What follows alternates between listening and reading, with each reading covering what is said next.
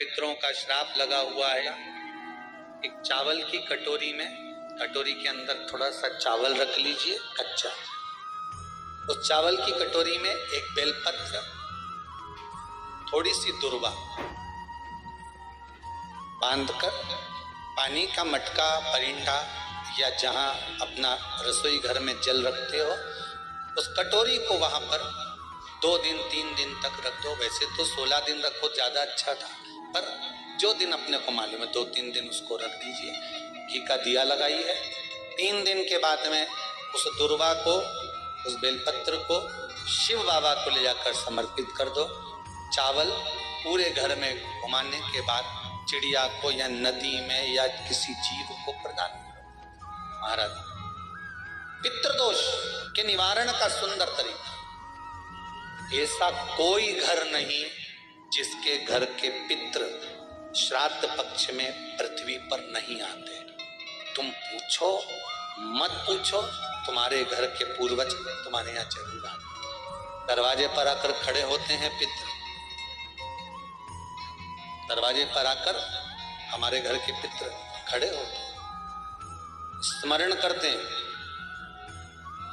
कि हमको यहाँ से कुछ भाग प्राप्त होगा, कुछ मिल जाएगा। आपके घर में पितृदोष है, आपको ऐसा महसूस होता है, तो किसी भी नवरात्रि के पहले जो अमावस्या पड़ती है, चावल की कटोरी में एक कपूर का टुकड़ा रख दीजिए, मानो छोटा सा, और कपूर का टुकड़ा रखकर उस कपूर को दरवाजे के बाहर कटोरी में ही, चावल रखी हुई कटोरी में ही उसको पितरों का स्मरण कर कर जला दीजिए।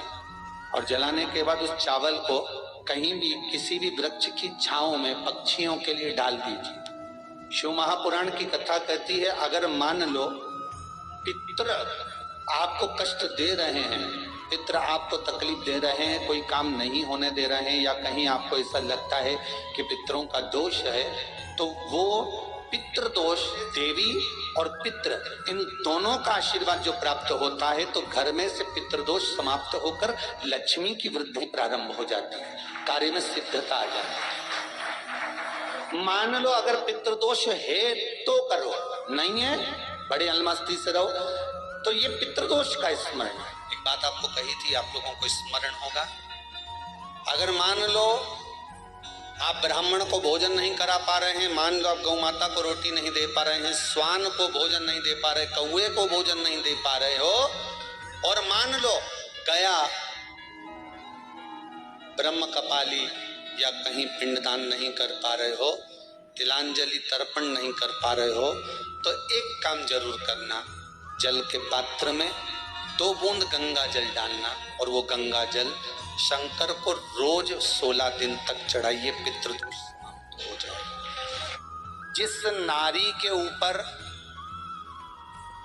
पितरों की छाया होती है, घर के बुजुर्गों की, घर के पूर्वजों की छाया होती है, ध्यान देना, वही व्रत श्रेष्ठता से कर पाती। और सहज भाषा में समझ लीजिए, बहुत अच्छे से समझना इस बात को, कि मान लो कि जिस व्रत के दिन आपका उपास है, सोमवार का, मंगलवार का, बुधवार का, गुरुवार का, तीज का, चतुर्थी का, पंचमी का, छठ का, किसी का भी अगर आपका व्रत है, और उस व्रत वाले दिन यदि आपको क्रोध आ रहा है, व्रत वाले दिन अगर आपकी प्रवृत्ति चिड़चिड़ी हो रही है, क्रोध आ रहा है, अपशब्द निकल रहे हैं, रोना आ रहा है, क्रोध आ रहा है, बहुत सारे परेशानी उसी दिन तुम्हारे सामने आ रही है, समझ लेना कि तुम्हारे घर के पितृ भूखे जरूर, अन्न भाग मांग रहे हैं।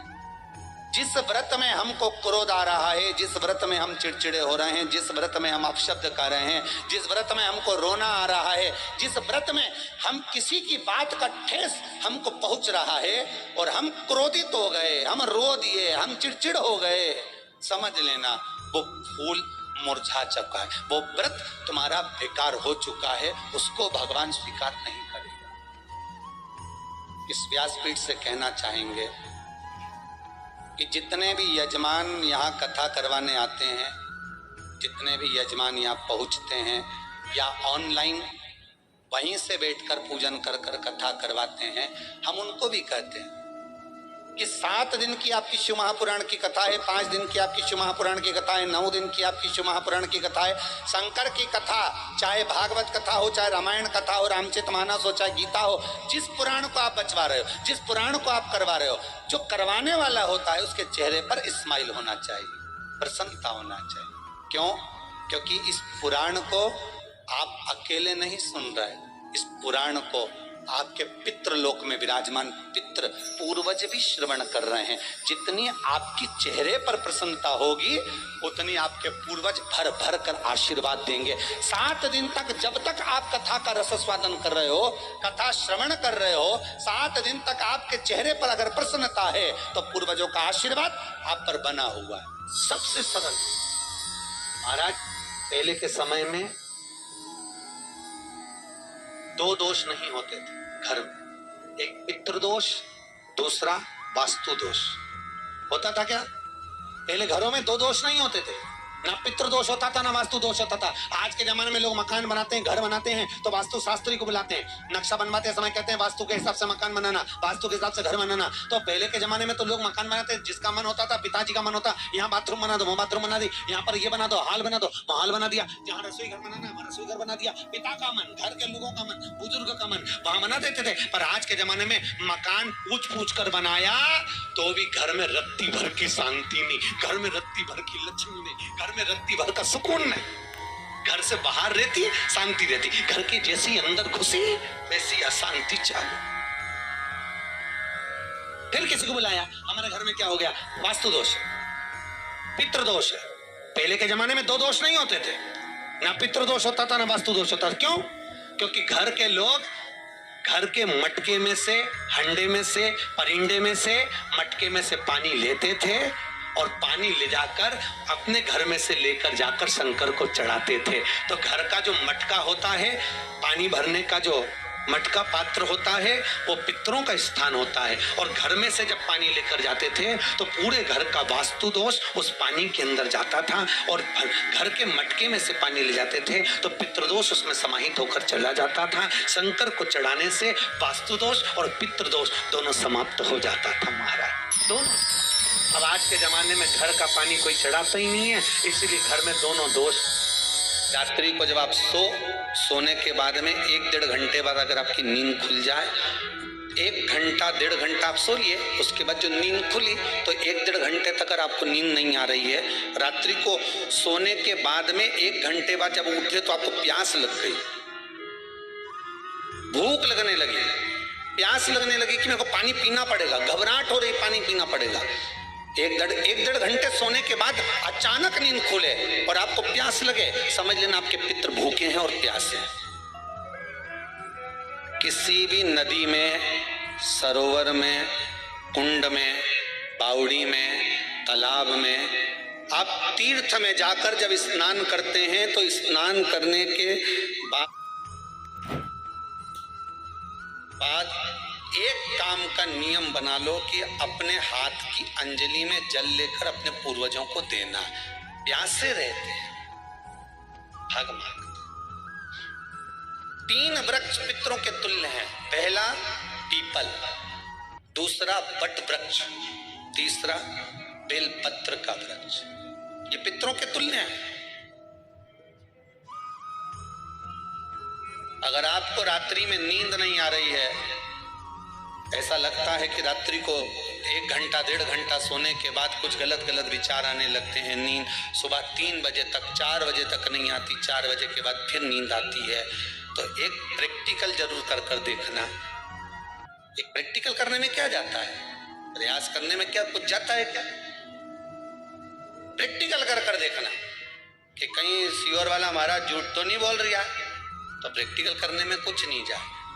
1 लोटा पानी लो, उसमें थोड़ा सा कच्चा दूध डाल लीजिए, श्राद्ध पक्ष चल रहा है, बेलपत्री का पेड़ या पीपल का पेड़ या बट का पेड़, इन पेड़ के नीचे ले जाकर उस दूध को दोपहर में सुबह 10 बजे से लेकर 12 बजे के बीच में ले जाकर चढ़ा दीजिए। रात्रि को फिर ना आपको प्यास लगेगी ना भूख लगेगी, नींद एक बार लगी तो सुबह ही खुलेगी। प्रैक्टिकल करने में क्या जाता है? पानी डालने में तुम्हारा कुछ जाएगा? अरे बोलो तो सरी, हमें तो 10 रुपया का दूध जरूर उसमें, और तुम तो इतनी चतुर हो, इतना सारा दूध थोड़ी डालोगी, तो 2 चम्मच डालोगे। कहाँ तुम इतना डालने वाली हो? पाली शास्त्र कह रहा, गरुण पुराण, स्कंद पुराण, डायरेक्ट छोड़ होगा तो फिर हो जाएगा। कहीं नहीं गया, घर पे ही है। ओके, ऐसे नहीं जाऊं, माल टाल खवाया नहीं और छोड़िए माँ बकरी। ऐसा बहुत झंझट है साहब, ढेर सारा लोग झंझट में पड़ा हुआ है बहुत। कोई के सराध में गया जी करके आ जाओ, के बाद बामन के भोजन ही मत करा, सीधी छुट्टी। हम तो छोड़ आया, हम तो छोड़ के आया। तो किसी ने पूछा तुम छोड़ के तो आए हो, मना नहीं है, पर जब 16 श्राद्ध आता है, 16 दिन हमारे पितरों को मृत्यु लोक में भेजा जाता है, तो छोड़ आए। तुम्हारी शादी किसी गार्डन से हुई, बोलो ईमानदारी की बात, अब गार्डन से हुई तो तुम 50 बार गार्डन के सामने से निकलोगा तो तुमको याद आएगी कि नहीं आएगी? बोल, ईमानदारी से बोलना। मेरी शादी धर्मशाला से हुई थी, भले वो धर्मशाला की जगह पे दूसरी कॉलोनी बन गई, भले वो धर्मशाला की जगह पे दूसरा कुछ बन गया, भले वो गार्डन की जगह दूसरी चीज बन गई, पर याद तो है नहीं तुम्हें कि यही आफत आई थी हमारे ध्यान में? तो है कि इसी गार्डन में मेरी शादी हुई थी, यही धर्मशाला, इसी धर्मशाला में मेरा ब्याह हुआ था। ध्यान में है कि नहीं? जितनी बार निकलोगे तुम्हें वो धर्मशाला याद आएगी, जितनी बार निकलोगे तुम्हें वो गार्डन याद आएगा, जितनी बार निकलोगे तुम्हें वो नजर आएगा कि यहाँ मेरा विवाह हुआ था, यहाँ मेरी शादी हुई थी। उसी तरह हमारे पूर्वज हैं, हमारे पितृ हैं, जब जब 16 श्राद्ध में मृत्यु लोक पर पितृलोक से आते हैं, सबसे पहले तुम्हारे ही घर पर जाते हैं, आस लगाकर, विश्वास लगाकर, तुम्हारे ही दरवाजे पर जाकर कुछ मांगने का प्रयास करते, कुछ पाने का प्रयास करते, तुम्हारे दरवाजे। ये फर्ज आपका है, ये फर्ज आपका है कि आप उनको दे रहे हो ना दे रहे हो। ब्राह्मण भोज तो कराना चाहिए, गौ माता को रोटी का दान तो देना चाहिए। शिव महापुराण की कथा यहाँ तक कहती है, समुद्र मंथन के समय पर देवता राक्षसों ने मिलकर जब मंथन किया, सुमेरु पर्वत को लेकर शेषनाग की नेति बनाकर जब मंथन करना प्रारंभ करा, मंथन करना जब प्रारंभ करते हैं, उस समय पर सबसे पहले अगर कुछ निकली है तो गौ माता निकली। क्या निकली है? गौ माता। गाय को निकालने का कारण केवल इतना था कि गाय का जो दूध निकलेगा, मंथन में जो विष निकलेगा, उस विष को जो पिएगा उसका कंठ जलेगा, उस कंठ की जलन को गाय का जो दूध है वो जलन को रोक सकता। ब्राह्मणों को या ब्राह्मण के बच्चे को अमावस्या के दिन दूध पिलाते हैं या दूध का गिलास देते हैं तो वो पका हुआ नहीं रहता, पका हुआ नहीं रहता, वो कच्चा दूध। पीपल के नीचे जो दूध चढ़ाते हैं वो जम के बोलते जाओ कच्चा। शिव जी को जो दूध चढ़ा है वो कच्चा। कहीं पूजन में अगर प्रयोग लिया जाए तो कच्चा। पका हुआ का वर्णन नहीं, ये पका हुआ दूध होना चाहिए। यहाँ तो कच्चे दूध का वर्णन है कि कच्चा दूध, वह कच्चा दूध चढ़ाया जाता। किस लिए? कारण क्या है? शंकर भगवान के श्री विग्रह में, भगवान शंकर के शिवलिंग में, भगवान शिव के शिवलिंग के भीतर सारे लोक, चाहे वो वैकुंठ लोक हो, चाहे वो मृत्यु लोक हो, चाहे वो पितृलोक हो, सब उस शिवलिंग के भीतर विराजमान है महाराज। शिवलिंग के भीतर विराजमान है महाराज। शिवलिंग के भीतर सारे के सारे लोग वहां पर विराजमान है। ठीक है।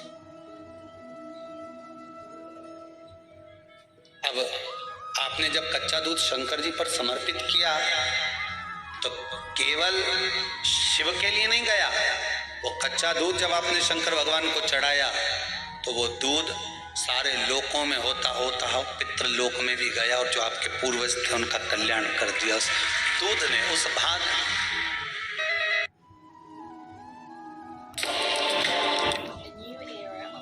प्रदीप मिश्रा द्वारा बताई गई पितृदोष से मुक्ति के उपाय अगर आपको अच्छी लगे तो चैनल को सब्सक्राइब करें, लाइक करें और कमेंट करें। आपको ये उपाय कैसा लगा कमेंट करके ज़रूर बताएं।